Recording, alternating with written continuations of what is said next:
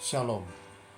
Kembali lagi bersama saya di sini, Pastor Samuel Asaria Rapa dalam program Rema.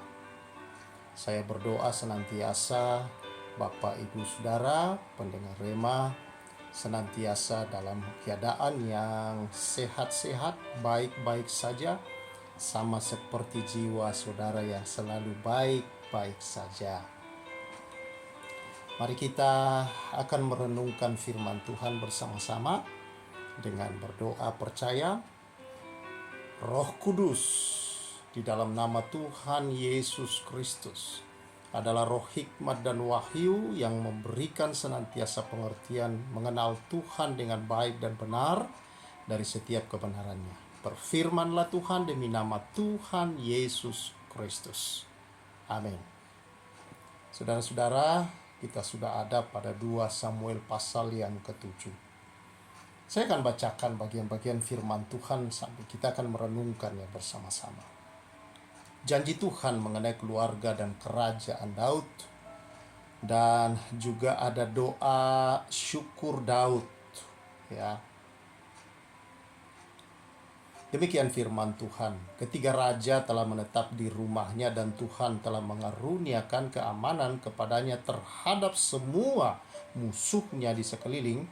Berkatalah raja kepada Nabi Natan, "Lihatlah, aku ini diam dalam rumah dari kayu aras, padahal tabut Allah diam di bawah tenda." Lalu berkatalah Natan kepada raja, "Baik, lakukanlah segala sesuatu yang dikandung hatimu sebab Tuhan menyertai engkau." Tetapi pada malam itu juga datanglah firman Tuhan kepada Natan demikian, "Pergilah, katakanlah kepada hambaku Daud, beginilah firman Tuhan, masakan engkau yang mendirikan rumah bagiku untuk kudiami? Aku tidak pernah diam dalam rumah sejak aku menuntun orang Israel dari Mesir sampai hari ini. Tetapi aku selalu mengembara dalam kemah sebagai kediaman. Selama aku mengembara bersama-sama seluruh orang Israel, pernahkah aku mengucapkan firman kepada salah seorang hakim orang Israel yang kuperintahkan menggembalakan umatku Israel demikian? Mengapa kamu tidak mendirikan rumah dari kayu aras? Oleh sebab itu beginilah kau katakan kepada hambaku Daud, beginilah firman Tuhan semesta alam. Akulah yang mengambil engkau dari padang ketika menggiring kambing domba untuk menjadi raja atas umatku Israel. Aku telah menyertai engkau di segala tempat yang kau jalani, dan telah melenyapkan segala musuhmu dari depanmu. Aku membuat besar namamu seperti nama orang-orang besar yang ada di bumi. Aku menentukan tempat bagi umatku Israel dan menanamkannya, sehingga ia dapat diam di tempatnya sendiri dengan tidak lagi dikejutkan dan tidak pula ditindas oleh orang-orang lalim seperti dahulu. Sejak aku mengangkat hakim-hakim atas umatku Israel, aku mengaruniakan keamanan kepadamu daripada semua musuhmu. Juga diberitahukan Tuhan kepadamu, Tuhan akan memberikan keturunan kepadamu. Apabila umurmu sudah genap dan engkau telah mendapat perhentian bersama-sama dengan nenek moyangmu, maka aku akan membangkitkan keturunanmu yang kemudian, anak kandungmu, dan aku akan mengokohkan kerajaannya. Dialah yang akan mendirikan rumah bagi namaku, dan aku akan mengokohkan tahta kerajaannya untuk selama-lamanya. Aku akan menjadi bapanya, dan ia akan menjadi anakku. Apabila ia melakukan kesalahan, maka aku akan menghukum dia dengan rotan yang dipakai orang, dan dengan pukulan yang diberikan anak-anak manusia. Tetapi kasih setiaku tidak hilang daripadanya, seperti yang kuhilangkan daripada Saul yang telah kujauhkan dari hadapanmu. Keluarga dan kerajaanmu akan kokoh untuk selama-lamanya di hadapanku, tahtamu akan kokoh untuk selama-lamanya." Dan tepat seperti perkataan ini dan tepat seperti penglihatan ini, Natan berbicara kepada Daud. Doa syukur Daud. Lalu masuklah Daud ke dalam, kemudian duduklah ia di hadapan Tuhan sambil berkata, "Siapakah aku ini ya Tuhan Allah, dan siapakah keluargaku sehingga engkau membawa aku sampai demikian ini? Dan hal ini masih kurang di matamu ya Tuhan Allah. Sebab itu engkau telah berfirman juga tentang keluarga hambamu di dalam masa yang masih jauh dan telah memperlihatkan kepadaku serentetan manusia yang akan datang. Ya Tuhan Allah, apakah yang dapat dikatakan Daud kepadamu lebih lagi daripada itu? Bukankah engkau yang mengenal hambamu ini, ya Tuhan Allah? Sampai di situ dulu pembacaan kita, Bapak Ibu Saudara yang saya kasihi di dalam Tuhan Yesus. Kalau kita memperhatikan firman Tuhan ini, Daud punya niat yang sangat baik. Saudara-saudara yang saya kasihi di dalam Tuhan Yesus Kristus. Dia sadar, dia tahu bahwa seluruh perjalanannya yang dipanggil Tuhan mengalahkan Goliat, dan sejak itu Tuhan mengangkat namanya di depan bangsa Israel, bahkan di depan bangsa lain yang menjadi musuh Israel selama itu, saudara-saudara, khususnya bangsa Filistin. Tuhan mengangkat dia, walaupun tidak langsung menduduki jabatan seorang raja, tetapi dari situ semua orang sadar, kebanyakan orang sadar, saudara, walaupun ada yang tidak mengikuti dia, termasuk raja dan juga anak raja yang menjadi sahabat Daud, saudara, yaitu Jonathan, sadar bahwa Daud adalah orang pilihan yang akan menggantikan Saul. Nah, Bapak Ibu Saudara yang saya kasihi, seluruh perjalanan itu dia lalui kemenangan demi kemenangan. Walaupun dia menjadi seorang buronan, dia tahu bahwa dia selalu luput karena penyertaan Tuhan atas hidupnya. Lalu setelah Saul sudah tidak ada bersama dengan keluarganya, semua sudah meninggal dunia, saudara-saudara, maka dialah yang kemudian menjadi raja, diangkat. Walaupun pada awalnya hanya satu, yaitu raja atas Yehuda, tapi kemudian seluruh bangsa Israel setelahnya, saudara, mengangkat dia menjadi raja. Nah, ketika dia merasakan, saudara, bahwa dia disertai Tuhan sedemikian rupa, ada satu kerinduan besar dalam hati Daud. Dia melihat bahwa tabut Tuhan, yaitu lambang kehadiran Tuhan di tengah-tengah mereka yang telah menyertai bangsa itu sejak dari tanah Mesir sampai di tanah perjanjian ini, sampai memberikan seorang raja seperti Daud. Dia sadar bahwa kalau bukan karena Tuhan, itu tidak mungkin. Tapi masa dia tinggal dalam istana yang demikian megah, nyaman, dikelilingi oleh para tentara-tentaranya, semua pelayan-pelayan istana, istri-istrinya dan para dayang-dayangnya. Saudara-saudara, masa iya Tuhan hanya tinggal di bawah tenda? Kerinduan ini, saudara, menjadi kerinduan yang sangat indah dalam diri Daud, dan dia nyatakan itu kepada seorang nabi yang ada pada masa itu, yaitu seorang perantara dari Tuhan kepada umat yang bernama Nabi Nathan. Nabi Nathan merasa tentunya senang, tentunya merasa bahagia, tentunya sepakat dengan apa yang dikatakan oleh Daud. Tapi kemudian Tuhan bicara kepada Nathan, tidak, bukan dia, katakan, aku sudah panggil engkau, aku sudah sertai engkau sedemikian rupa, sampai hari ini engkau duduk sebagai seorang raja atas Israel seperti yang sudah aku janjikan kepadamu, tetapi bukan kau yang akan membangun rumahku.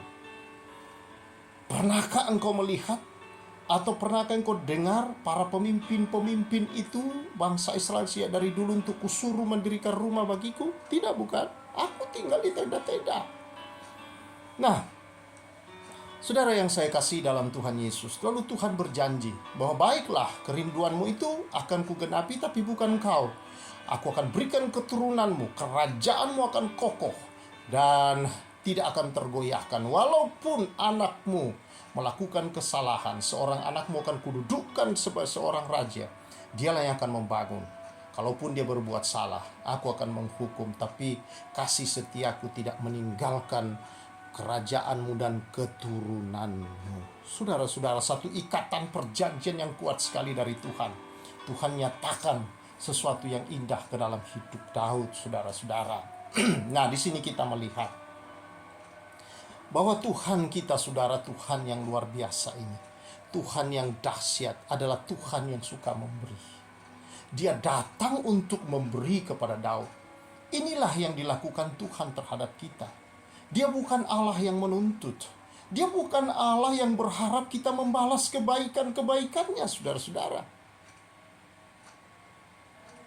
Dia bukan Allah, saudara-saudara, yang kalau dia sudah melakukan kebaikan, maka haruslah juga kita melakukan kebaikan terhadap dia, membalas.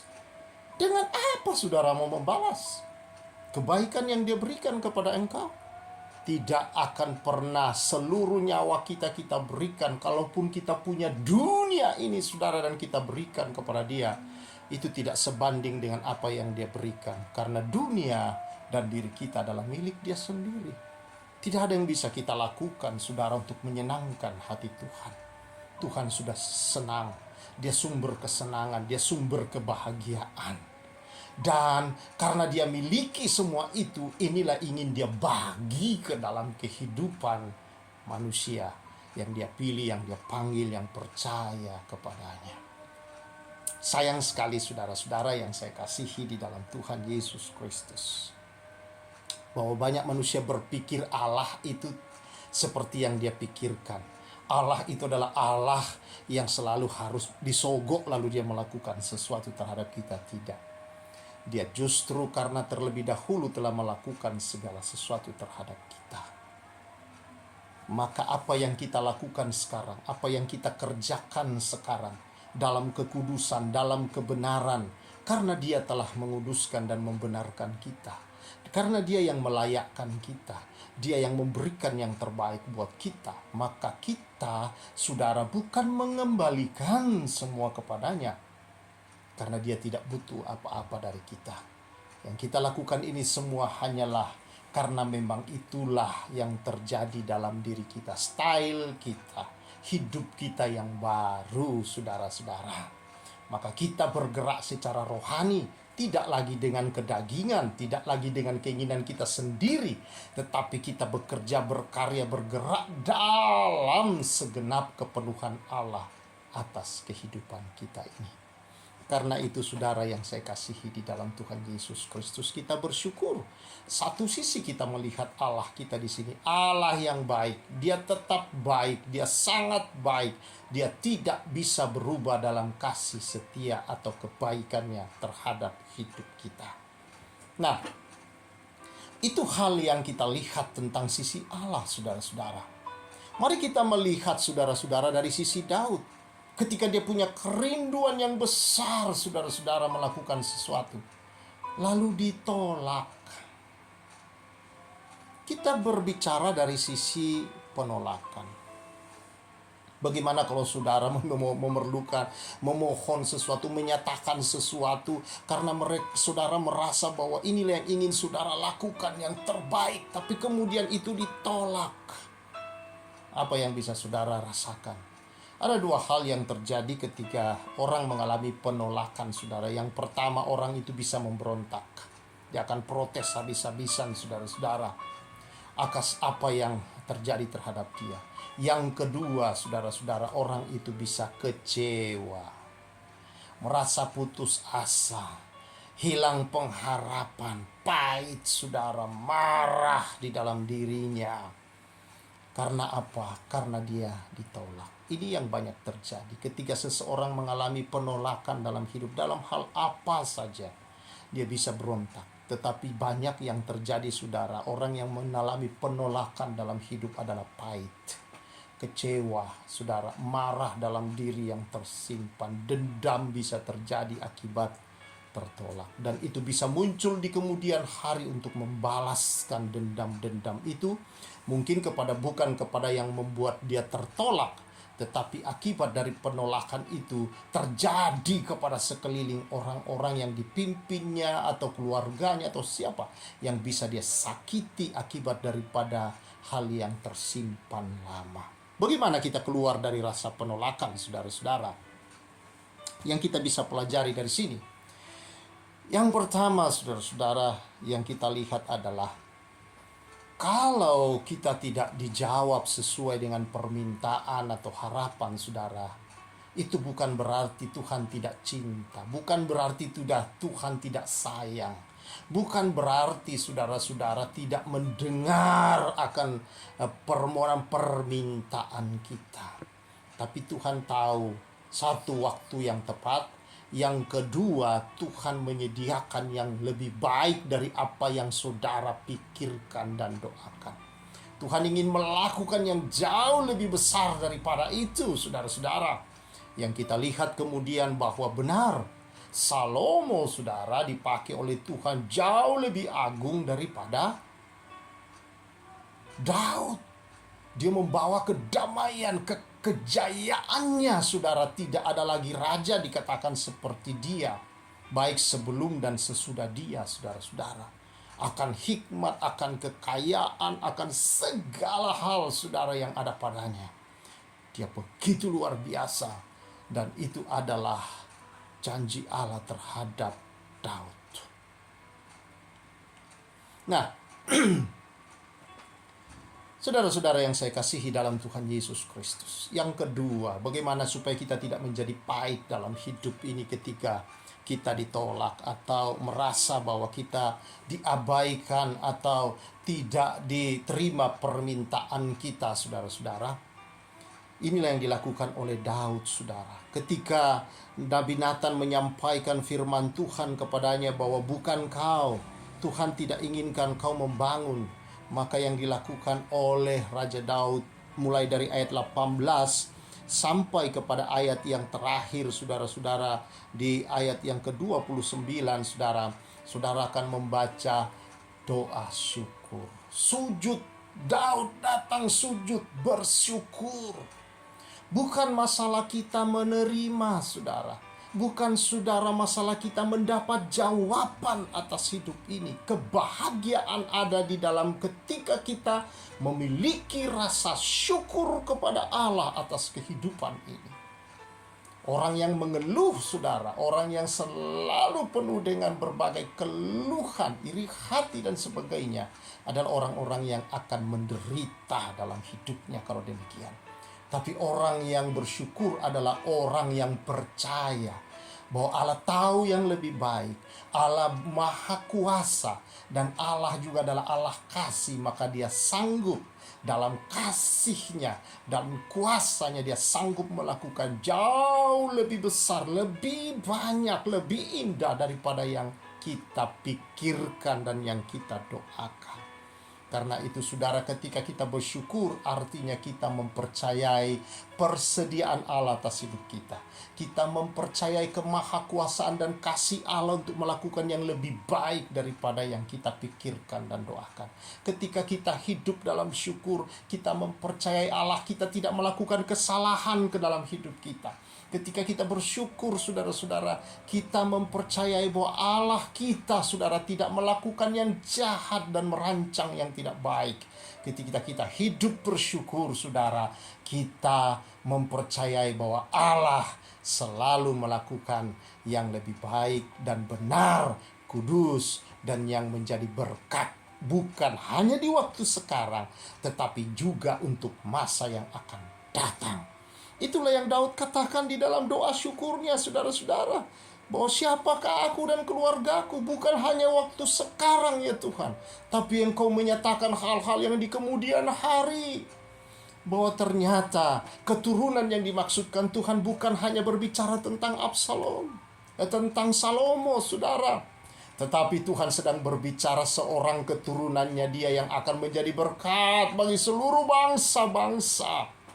Dia itulah Yesus Kristus, Mesias yang dijanjikan, lahir dari keturunannya. Sebuah kehormatan besar, sebuah keistimewaan yang tidak pantas dan yang tidak layak, saudara-saudara. Tetapi karena kasih karunia dan Allah telah mengikat perjanjian, Allah tidak bisa menyangkali itu, saudara, karena dirinya sendiri. Maka itu digenapi dalam kehidupan Daud kelak, bahwa kerajaan itu menjadi kokoh, tidak tergoncangkan melalui keturunannya yang bernama Yesus Kristus Tuhan. Dialah perjanjian Allah yang sesungguhnya yang diberikan kepada kita. Di dalam Dia semua persediaan Allah dicurahkan dari sorga kepada kita, saudara. Efesus 1 ayat 3 berkata bahwa semua persediaan sorga, saudara, sudah dilepaskan kepada kita. Jadi saudara-saudara yang saya kasihi, kalau Kau sudah begitu lama bergumul, begitu lama berdoa, saudara, jangan kecewa. Karena Tuhan adalah Tuhan yang telah menyediakan yang terbaik di dalam Kristus Yesus. Dia tahu mana yang lebih baik buat kita, mana yang terbaik. Hiduplah dalam syukur. Kebahagiaan yang kita cari, saudara, tidak ada di dalam segala sesuatu yang bisa kita terima di dunia ini, tetapi ada di dalam ketika engkau punya syukur. Ketika itu sudah datang, engkau bersyukur. Ketika itu belum datang, engkau hidup dalam syukur. Kebahagiaan hidup, damai sejahtera yang sejati, yang sesungguhnya, tidak bisa saudara beli, tidak bisa saudara datangkan, tidak bisa saudara hadirkan di hidupmu hanya dengan menerima hadiah, menerima permintaan, hanya dengan menerima jawaban-jawaban. Tetapi Kristus yang adalah jawaban yang sesungguhnya itu hadir, dan penyertaan Dialah yang membuat Daud berbahagia sampai akhir hidupnya. Itu jugalah saudara yang kita perlukan. Kalau Dia hadir, Dia menyertai kita. Apa sih yang tidak Tuhan sediakan bagi orang-orang yang senantiasa disertai oleh Tuhan? Nah, kedatangan Yesus, saudara, Immanuel, adalah menyertai Anda, menyertai saya, menyertai setiap orang yang percaya, yang dipanggil untuk menjadi pengikutnya, yang mengasihi Dia. Saudara-saudara, adalah orang-orang yang diikat oleh perjanjian Allah untuk menikmati semua itu. Karena itu, tidaklah alasan dalam hidup ini untuk kita tidak menyembah Tuhan. Tidak ada alasan, saudara, untuk kita tidak lagi, saudara-saudara, senantiasa hidup bersyukur kepada Tuhan apapun keadaan kita. Maka tidaklah salah ketika Rasul Paulus berkata, saudara-saudara, kepada jemaat di Tesalonika, 1 Tesalonika, suratnya yang pertama, pasal yang kelima, ayat 18 berkata, mengucap syukurlah dalam segala hal, karena hal itulah yang dikehendaki Allah bagi kamu dalam Kristus Yesus Tuhan kita. Haleluya, saudara-saudara yang saya kasih dalam Tuhan. Karena itu, apapun yang kau hadapi, tetaplah berdoa, tetaplah bersuka cita, dan tetaplah bersyukur di dalam Tuhan kita Yesus Kristus. Itu adalah kehendak Allah. Dan ketika kita hidup dalam kehendaknya, saudara, bukankah kita adalah orang-orang yang senantiasa hidup dalam damai, sejahtera, dan berbahagia? Terpujilah Dia. Tuhan memberkati kita semua melalui firman Tuhan ini. Mari hidup senantiasa dalam syukur kepada Allah. Kita bersyukur.